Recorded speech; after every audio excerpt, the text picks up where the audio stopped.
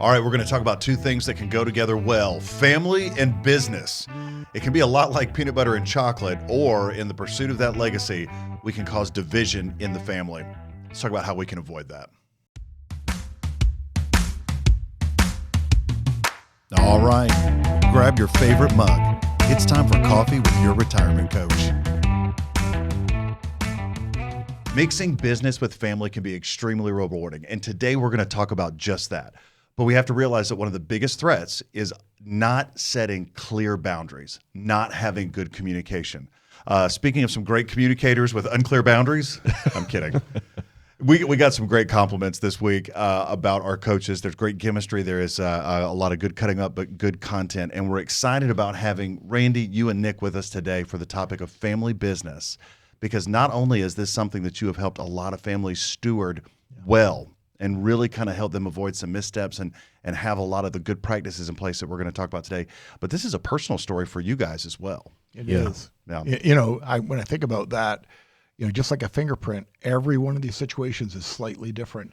And there is no real good cookie cutter for doing a family business. Right. And you can be really good at whatever it is that family business is or does. Completely different animal. But we need a coach to come in and say, from an outside perspective, look, these are how these things can come together. Nick, I think a lot of times people automatically assume that either, you know, the parent looks at the child, you know, almost like a Lion King type moment. The heir apparent, or the child goes, career day, first grade, I'm going to grow up and be mom. I'm going to grow up and be dad. I think your story is a really important one because I think it might resonate with some of our clients that it might not have been a most direct path. Why don't you kick us off with sharing that, and then we can kind of go from there. Yeah, well, you know, I know Dad, he likes it when I share this, right? So I've basically been with him since birth, right? But, you know, this is our 30th year in business. This is my 23rd year with Yeomans. And, you know, I started out a little different path. I'm getting ready to graduate high school. And, you know, shout out to my oldest daughter, Nicolette. She's graduating from the same high school I actually went to. Pretty doggone cool. Which is really cool. But as I'm getting ready to graduate, Dad pulls me aside and he says, you know, son, what do you think you want to do? What do you want to study? What are you thinking about career-wise? Yeah. And I said, Dad, no offense, anything but this, not this. And he said, that's fine, son, but what do you think? And I said, well, Dad, to be honest with you, I'm interested in being on the radio. I want to be a DJ. Right. And, you know, he laughs a little bit and says, well, good luck with that, right? Yeah. And but there was never any pressure to come into this industry. I never felt that. While I had part-time work in the firm that he paid me for, you know, barely. I was about to say, I think my payment was a hot dog from Chicago Hot Dogs, you know, at the time on the Marietta Square. But, you know, when I think about, you know, that launch, it was really my personal decision to go explore what I felt like I was called to do. So I went to university, and I was Lee University, and I was studying broadcast journalism. Like, I wanted to, again, be on the radio. Found out that that's not really it. You know, kind of a hard life, different kind of life than what I really envisioned for myself. Right. And to fast forward, I needed an internship for my degree program, and there was one for marketing for a financial planning firm in Chattanooga, Tennessee. Yeah. By the way, this shout out to Kevin. So Kevin and I have been friends for a long time, and I think, you know, he offered that as part of our relationship. Yeah. And that was not set up so that you get in the business, but you got a kind of a unique experience working there with Kevin. Yeah, yeah. So, I mean, I was studying at the time public relations and advertising, okay? Yeah. And marketing fulfilled one of my internship requirements. I'm looking for different opportunities. I've already done one of the internship requirements with Pathway Printing Press, writing press releases and things like that. And then one of, again, Dad's good friends, Kevin, had a financial planning practice, and he had an opportunity there that he was gracious gracious enough to let me go and get that fulfillment for my marketing internship. Right. So I'm there, and we're helping grow the business and really enjoying the marketing aspect, but very, very unfulfilled. It's like, you can be good at something and not necessarily be fulfilled in doing it. Sure. And then I had this encounter that forever, I think, changed my life. Yeah. Which is, I was sitting at my desk. It was kind of an open architecture kind of situation where my desk was kind of out in the middle, and out of the conference room comes Kevin and this lady. And she was recently widowed. She had been crying. She had, her makeup had run and all that kind of stuff. And she looks at me dead in the face, Aaron. And she says, I don't know what you do, but I know I need you. And I want to say thank you. Whatever it is you do around here. Then she looked at Kevin and said, I definitely need you. And she hugged him and squeezed him. And she left. Yeah. And that was just a really weird exchange, right? And so I go home and I try to sleep. And for the first time in my life, I have a sleepless night. I cannot get that exchange out of my head. Sure. Okay. Sure. I replay it, like thinking about this lady and that. I mean, just all of that atmosphere. I get into the office the next day, and within an hour or two, I hear, and we have these big marble tile floors leading up to the office, and I hear cha-ching, cha-ching, cha-ching, cha-ching. And this lady was pushing down the hallway this massive platter, okay? She'd been baking all night. Yeah. She had a cake. She had cookies, some brownies. She had all these baked goods. It was just amazing. And she looked at me and said, I couldn't think of any other way to say thank you. Yeah. And so this is what I did, just to say thank you. I love that story, and I love baked goods. Yeah. So 2 pieces of color that I would love for you to add, Nick. Sure. One, the young man that is fresh out of high school, throwing that cap, trying to figure out where does passion and the need to earn a living intersect. What do you think he understood about the business at that point? How much did you learn about, in the second part, I want you to talk about the resulting of the work? Because even if you think you have an idea of, oh, okay, well, my dad, I think he does something with taxes and wills and financial power of attorneys and 401ks, it doesn't seem like there's a whole lot of human interaction and incredible, life-changing work that can be done. Talk to me about that change in perspective, how much you really understood what was going on then, where you ended up, and then from that, I think one thing we've never talked about on the podcast before, how does that come back to, Randy's heard that story dozens of times now. What about the first time he heard the story? So I'd like to hear those 3 parts at the beginning. All right. Well, you might have to remind me of the last couple. First part, right, talk to me about The Graduate. So, my perception of the business was he did math all day. Yes. I thought, I saw him with a calculator all the time. All right. Yeah. I saw tons of spreadsheets, tons of handwritten math, and, heard him on the phone, talking with clients, and, occasionally I saw him meeting with people, but I really didn't fully grasp what he was doing, except for it involved math. And what I couldn't see myself doing was math all day, every day, 40 hours a week. Like, I just couldn't see that. The other thing that, was an observation was it was tough in the beginning. And what I mean by that is when I was young, Randy had to really, really work hard. And what I mean is, like, some of my memories are literally of Dad kissing me on the forehead as he's getting ready to go to work and I'm still in bed. Mm-hmm. And then later that night, I'm in bed going to sleep and he's kissing me on the forehead. And it's because he was in the grind and he was doing what he needed to do to provide for our family and really make this thing what it is today. Yeah. And so, I saw it took a lot and it involved math. Okay. Yeah. And so, there are other things I'd like to do, like learn spelling, but here's the paradigm shift, which I think is your second question. And, I am thankful for that time with Kevin. Yeah. Because what I saw, Kevin's in the same industry as Dad, but what I saw was the impact of what he did to help this lady and what that meant to her. Yeah. I didn't know exactly how math translated into helping her, but I knew I wanted to have that kind of an impact. So the paradigm shift for me went from, there's this grind, it involves math, I don't see Dad much, to what Dad did set me up to be able to go to college where my tuition was paid. I'm able to be in a position where he has a colleague that allows for me to have this internship, which leads into me seeing firsthand this gentleman does what my dad does, and he has just helped this widow who's so vulnerable and needs help and is so grateful and thankful. Yeah. How do I get to that place where I can help somebody like that? Yeah. And that was the calling, and I felt that calling come on my life, and so out of that, here was the conversation.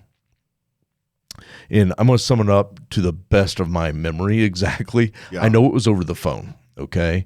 And it was a call. I said, Dad, basically, I had, and you might remember better than I do some of these details, but basically, I had this encounter.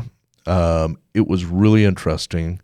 I don't really know all this means except for I think I want to come in your industry and I think I'd really like to work with you, but I want to know what that would look like. Yeah. And Dad said, it's interesting. I've got a conference coming up. Why don't you come out with me and why don't we discuss it? And that was your first time being a part of something like that. Yeah. Well, in capacity of wanting to learn. Understood. Okay. Understood.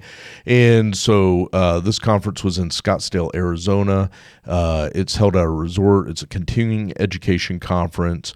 And I mean, hundreds of people there, all for, learning, about updated tax laws or whatever. And he and I sit down and we discuss, because our relationship is number one. We don't want to do anything. I'm very type A. Dad's very type A. And the concern is, if we butted heads, we don't want to break up the family dynamic that we have, right? Right. It's too important. Dad's one of my best friends. I cannot, he's still Dad, but can't have that happen. Yes. So we discussed this, and there's future conversations that also occurred, but essentially here's what it came down to. Dad was my first wrestling coach, and I understood the value of a coach.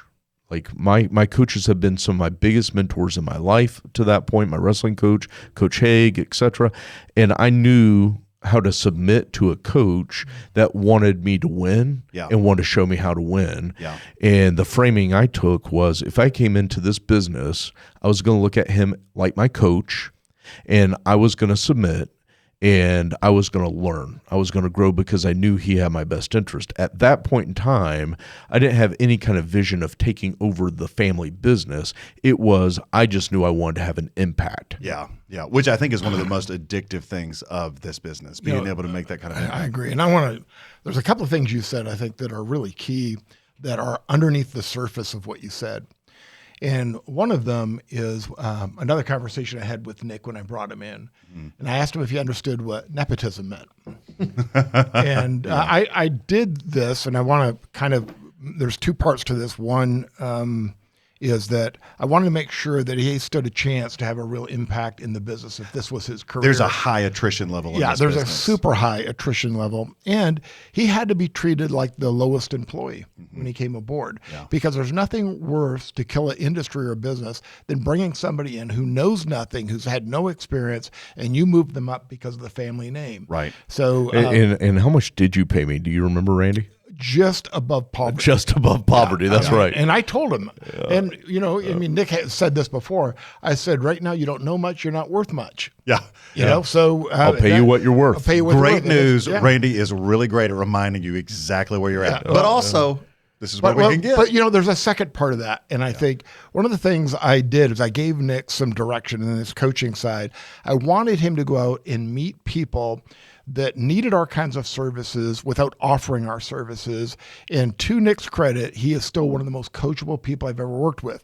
This isn't a compliment to you alone. It is something to think about when you are bringing a family member into the business. Yeah. Are they coachable? Yes. And be honest with yourself, because you're not doing them any service or the firm any service if you bring in somebody who is a mismatch. No, so a that's couple great. of things about that I just want to bring up. One of them is I have met with people in different industries, and they did what Nick was talking about, the grind. And one of the reasons I have such a heart for the entrepreneur, I know how difficult it is to launch a business and get a business running, and then you go through all the complexities of growth, hitting a ceiling, then having to restructure, hitting a ceiling, and having to restructure. It is a grind for most people. There are exceptions to that, but I think if you go into business, you need to know it's going to be a grind, and sometimes you're the last person to get paid. Okay. So once you've done that and you've gone through that grind, there's almost like some business owners want to bring in a family member and they want to make them go through that same grind. In other words, they want them to feel all of that pain. And I get the concept of it. So something I made a decision, which was an aha moment for me, was instead of making my son go through all that unnecessary grind. Now, I did make him do some of it. I want you to know he almost quit. Okay. Oh, yeah. So we made a few it times. Yeah. and that was last week. But we did make it difficult. I mean, I did make it difficult, and I did not pay him very much money, and he did. But to earn the his state, stripes. Rady, let's go ahead and say it. No one's ever made less than I've made. You were the winner, the big winner at the bottom. But here's the mistake I'm talking about. And that is if you look at your firm and you look at where your strengths are in the firm, and you've got somebody that you think has the integrity to belong to your firm, that's a family member, and you want to bring them in, put them in the right slot. Don't make them do, if you are, like Nick said, a type A, and you've got front stage and backstage people, you've got people who are very comfortable in a cubby hole, knocking out the work, doing tremendous amount of stuff, and other people who are the face of the business. Don't put a square peg in a round hole because you want them in that. Put them where their strength can be, and then they have an opportunity to flourish. And a matter of fact, it's very complimentary if you could bring somebody in who has a different skill set, but has the same vision of the firm, and that can be a great win. Nick and I happen to have very similar characteristics. So him matching what I do in the business was easy for us to do, but not everybody fits that way. And that doesn't mean you shouldn't bring somebody into the business from the family or somebody like that, but put them in the right spot. And don't make them do dumb stuff just because you did dumb stuff in the beginning. And you will start them off at a place. And the way I look at it like this, since Nick came aboard and since he was passionate and had a heart for doing the right things, that allowed our company to grow much more than it would have been if I kept him in a bad spot. If I didn't allow him to flourish by being that coach and looking at that skill set and making sure that occurred. And so that part is really important. And then the next part that we go into, which we'll hopefully get finished today, which is what do you do in that kind of a transition? And we're going to talk about good structuring and good practices. I want to get warm and fuzzy with you again for a minute.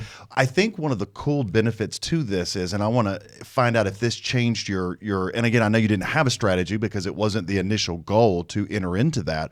But when he came back to you, it wasn't from the standpoint of, hey, I've been doing some research in the field that I was interested in, and the pay and moving around. It's not conducive for starting a family or really growing anything, and I'm not excited about it like I was. But hey, seems to be like Kevin's doing okay and you're doing okay. This might be a more lucrative option for me. But no, it was I had no idea about the result of the work. I saw maths, equations, and not the life impact.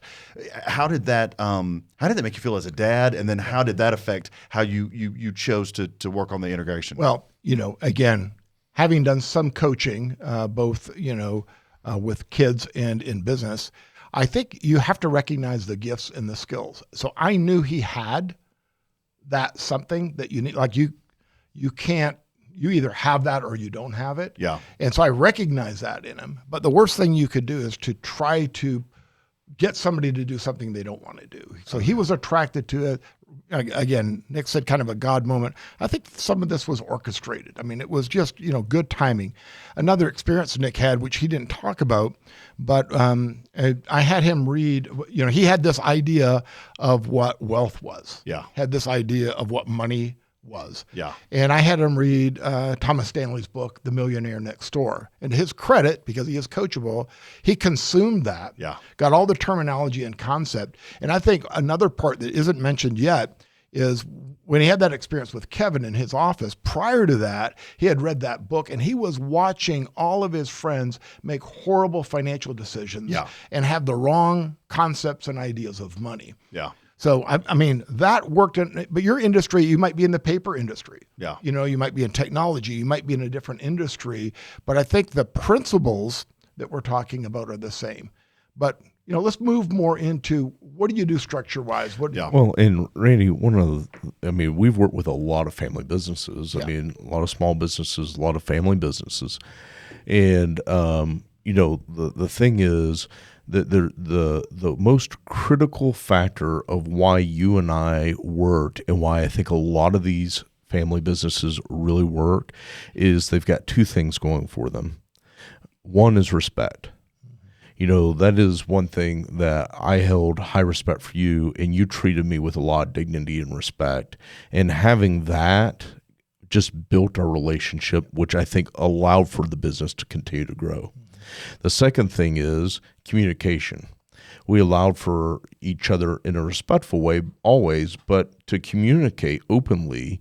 And I think that also created more of a culture where we could communicate more openly with our team. I mean, it really bled from you and I being able to communicate like that. So I think, Aaron, I mean, the two things that I think has allowed for Randy and I as a family business to continue to really have impact and grow has been communication and respect. Yeah, and I think that means that we really need to address the fact that a lot of times this doesn't work, and you need to be honest with yourself. If you've got a family member involved in your small business and it doesn't work out, again, do the honorable thing and help them exit effectively. Okay. Don't have them hang around, and don't make it to where they feel trapped into that position. Sure. Can you talk a little bit to that, maybe from the standpoint of expectations, job roles, titles, things like that, like, you know, ownership versus management? Could y'all kind of get into the weeds on that a little bit for us? I can't tell everybody in public what your first job title was. I think it's already made the internet actually on another podcast. No, it is, you know, I think you've got to have the right family dynamic, right? My first title in the company, you know, Don't do it. Yeah, we're going there. So I was the CFM. Yeah. Chief Fecal Monitor. Yep. So I was in charge of the bathrooms. Absolutely. And again, but that came back to Randy saying, hey, you're not worth a whole lot right now. Make yourself worth something. Yeah. But, you know, he didn't leave me there. He gave me a list of books. Yeah. Read these books. Yeah. You know, discuss, you know, and we'd have lunch and discuss them, or coffee and discuss them. Get these licenses, get these certifications, do these things. So I had a clear roadmap as to what I needed to do to become something of value. Yeah. Because again, in my head, I knew ultimately I wanted to make an impact on someone like that lady, that widow in Kevin's office. And in order to get there, here's the roadmap to be able to get there. And I think that's another thing. I mean, for founders of a family business to lay out a roadmap, a clear roadmap, do this, do this, do this, do this, to help that family member get to where either they want to go or where the need is in the business. Can I bring something up? And I think this is really super important.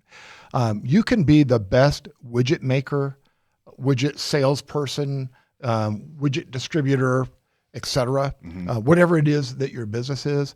But that doesn't mean you know how to do what we're talking about. I think God really blessed us in that I've spent tens of thousands of dollars on coaching, which put me in front of people. And I often said the meeting after the meeting was the best meeting. Right. Like when you put like-minded entrepreneurs in a room and a coaching or one-on-one coaching, when you get to know that environment and there's a lot that happens in that dynamic. And so I've been doing this for a long time. That helped. But say you're not in that situation. Yeah. Like there's a lot of people who run businesses, and forgive me, ladies and gentlemen, but you think you know everything. You think you know how to hire people. You think you know how to fire people. You think you know how to develop people. You think you know how to bring a family member in. And quite honestly, you might be great at the thing that got your business going and up and running, but you might be lousy at doing the things we're talking about today. Right. And we by no means think that we've got it all together. Yeah. But we have spent the money to get coaching and guidance, the right legal documentation, the right structure of the business in that. So don't be, foolish. And you want a clever shortcut, get some guidance, get some coaching, get some people who have done this. Yeah. And like Nick was saying, I don't know why we ended up in that stuff. I think it's because when you're dealing with people's financial future and they have a business, it's almost like you're running two businesses. You've got the family funds and capital and wealth and accumulation, and you've got the business. And so often those things get tangled together without any structure or understanding. Yeah. Sometimes we're just helping people decouple that and recognize it. And what works in the family doesn't always work in the business. So if you had family problems, it makes sense to get a therapist. Yeah. It makes sense to go through that work. If you've got business structure stuff, you've never done it before, Yeah. think about this. When's the last time you did something really complicated and you had to get it right and you did it right the first time? Oh, yeah. Well, and I think, Randy, that comes to some assumptions. I think some people assume this isn't a big deal, that this isn't so hard. I'm just going to bring them in to do it like I did it. And Right. and there is this assumption it's not really like, why are you overthinking this? Why are you making this complicated?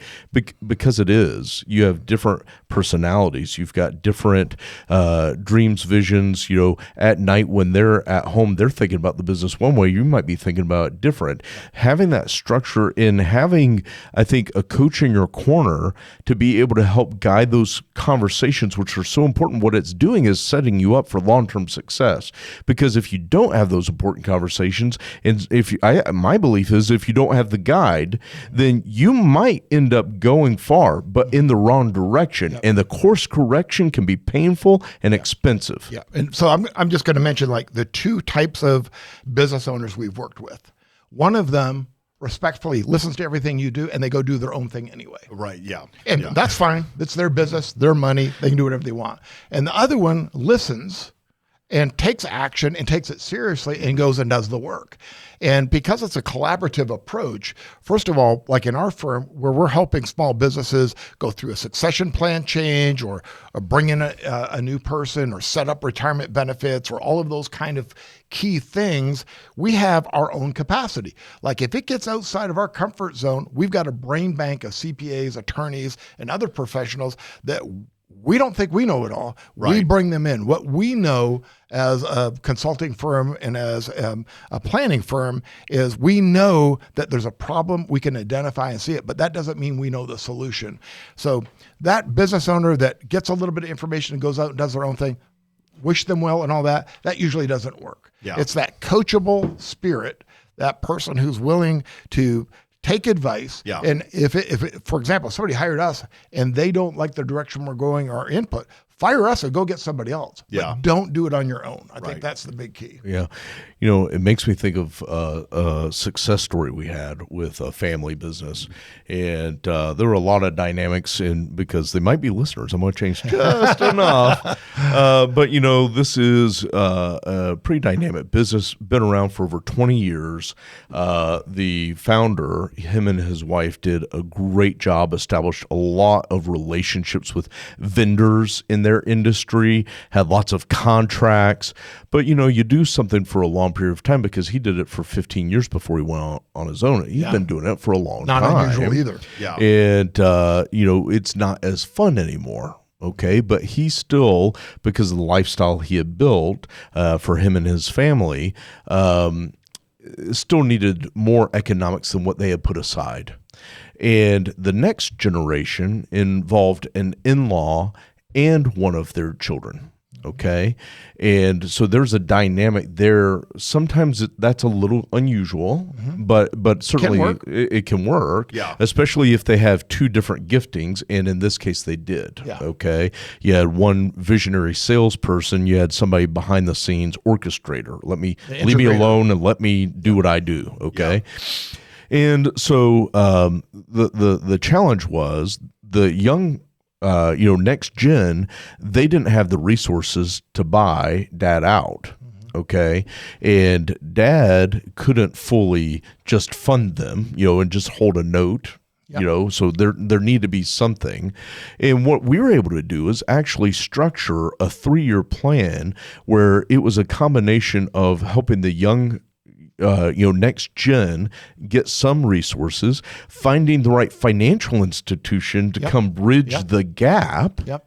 We found somebody who could come in and provide the funding, and then we gave a 5-year runway for the founder to do 90% of what he was doing, 60% of what he was doing, 30% to call me as needed. Yeah. It was this great, so he was able to graciously exit in a way that was, really, I think, fulfilling to him too. It wasn't just a cold, hard stop. But meanwhile, he got a check that's going to fund the rest of his life, his and his wife's life. And we didn't put such economic strain on the next generation. So important. Yeah. That they aren't just fighting and scrapping, because those could have been some awkward Christmases and Thanksgivings. Yeah, they can destroy a family too. Yeah. A win-lose either way doesn't work. Yeah. So I just think about that all the time as to, one of the reasons I love working with a family business is when you see successes like that, where they're willing to be coached, they're willing to do the work, but you're also able to honor the founder and set up that next gen to win. It's a big deal. Well, and the magic formula that we saw in that family was that first generation, they built something great. And then when they brought in the family, there was a combination of helping them. They groomed them when it comes to operational leveling up and leadership leveling up. And the business as a result grew from it. So because they had that great working relationship, they focused on their personal development. There was appreciation for the trailblazing. When we got to the financing part, everybody wants to win and everybody's looking out for everybody. That's one of the things where I think we see some challenges when it comes to trying to make sure that everybody is set up right. Is the retirement what it needs to be? Are you being compensated accordingly? Absolutely. If everybody's trying to win in it, and the lead up to that has been good relationship in the roles like we talked about, setting those things up clearly. Well, and succession planning, Aaron. I mean, at the end of the day, it's one of the you might have a great operating agreement. Yeah. You could have it be an LLC. You could be an S corporation. You could be whatever you are. Yeah. But the value of that. One, you owe it to your clients, your customers. You owe it to those people that you're serving, with your service, your products, et cetera.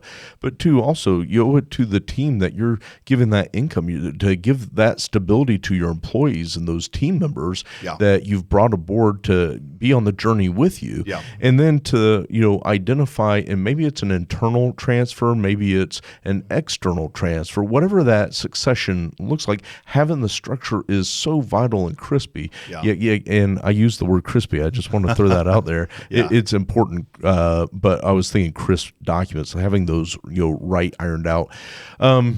So the documents need to be crisp. They need to be crispy. So, going back to the fried chicken episode. Let me mention something I think is actually really important. I know we're running out of time, but I think this can get overlooked too. Every deal doesn't work. Every business isn't the same. Some companies get a tremendous multiple and they're worth a lot more than the owner knows. Yeah. Others aren't worth nearly what they think they are. Yeah. So let me just give a little coaching here. So if I'm going to call this the 1-year experiment.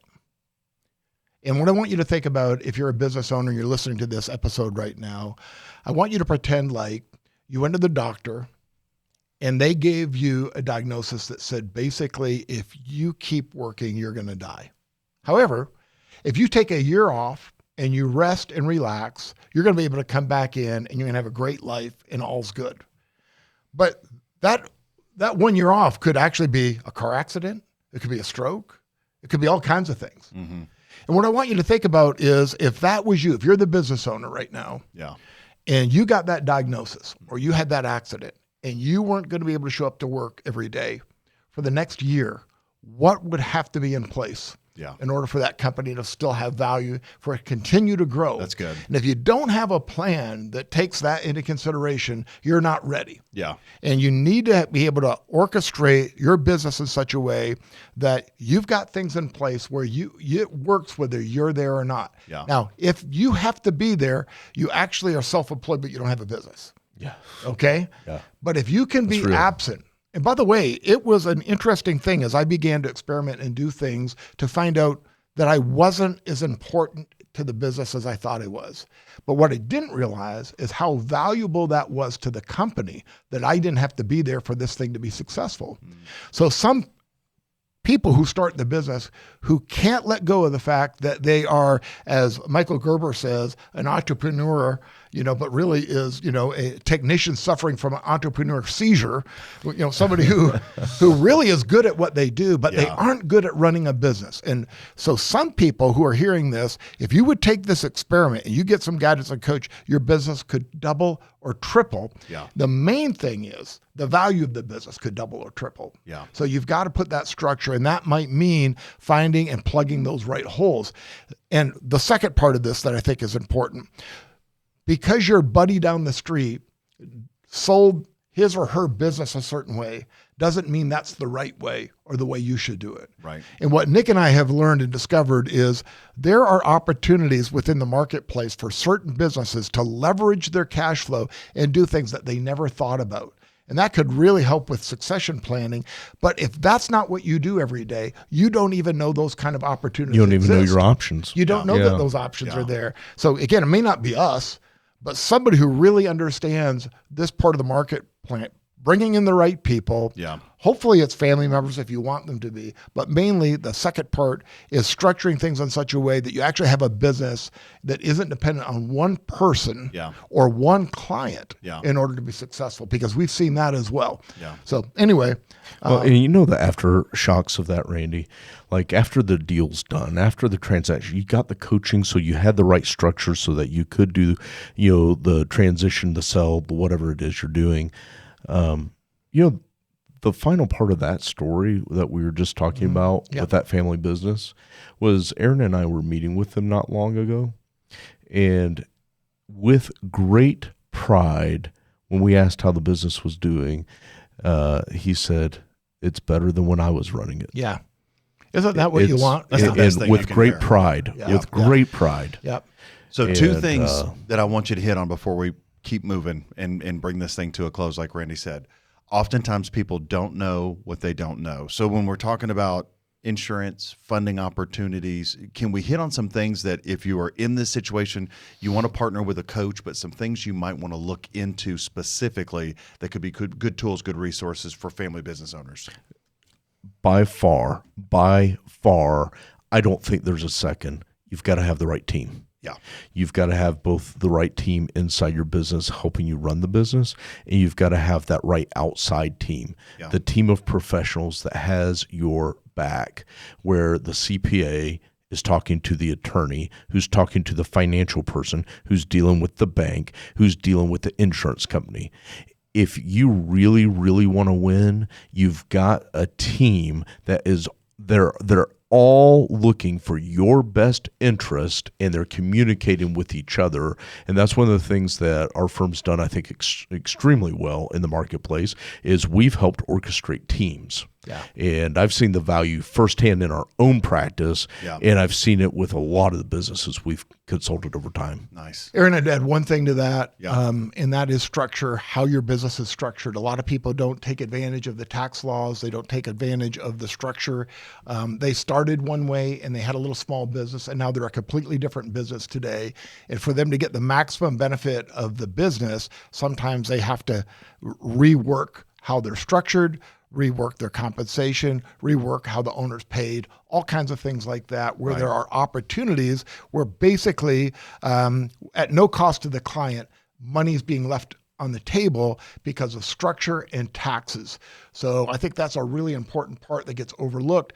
And one kind of last part of that, if you're in a position where you're about to transition out of the business, whether it's to a family member or to a third party, working with a smart financial coach and a CPA to structure the deal where you get capital gain treatment instead of ordinary income treatment because you've done it right in knowing your numbers, that's massively different in terms of the real revenue that goes in your pocket. It could be hundreds of thousands of dollars difference. I mean, like, what would you do? Even in a small business. Yeah, even in a small business. Yeah. I mean, what would you do with an extra $100,000 that you didn't have to pay in taxes? I mean, what would you do different? Right? Well, why don't you give me $100,000? I'll tell you.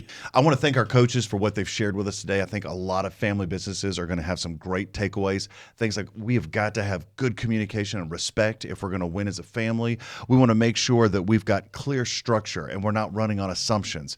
Just because we're not talking about it now, we will talk about it later. So why not talk about it with a coach? Be coachable and realize that succession is not an event, but it is a coachable journey when done right. And I want to challenge you, and you might want to email us, and this might be at connect@yourretirementcoach.com. If you would like to talk to Randy more about that 1-year experiment, as a business owner, that might be absolutely terrifying, or it might be the piece that you're looking for. Thank you for being with us today. I want to encourage you to stay coachable. We hope you enjoyed today's show, but you may have questions for our coaches, and they can be emailed at connect@yourretirementcoach.com. If you know someone that needs to hear this episode, we encourage you to share it. As a reminder, the content of this podcast is for educational and entertainment purposes only and should not be construed as advice. On behalf of our coaches, we want to thank you for listening and for being coachable. Yeoman's Consulting Group, a registered investment advisor YouTube channel based in Marietta, Georgia. We strive to provide comprehensive wealth management services for every stage of the journey. This platform is solely for informational purposes and is not offering advisory services or sales of securities. Investing involves risk and possible loss of principal capital. Comments by viewers or recognitions are no guarantee of future investment outcomes and do not ensure that a viewer will experience a higher level of performance or results. Public comments posted on this site are not selected, amended, deleted, or sorted in any way. If applicable, certain editing of personal, identifiable information and misinformation may be deleted. The opinions expressed herein are as of the date of publication and are subject to revision due to changes in the market or economic conditions and may not necessarily come to pass. This podcast was filmed at Podium Studios at Marietta Square.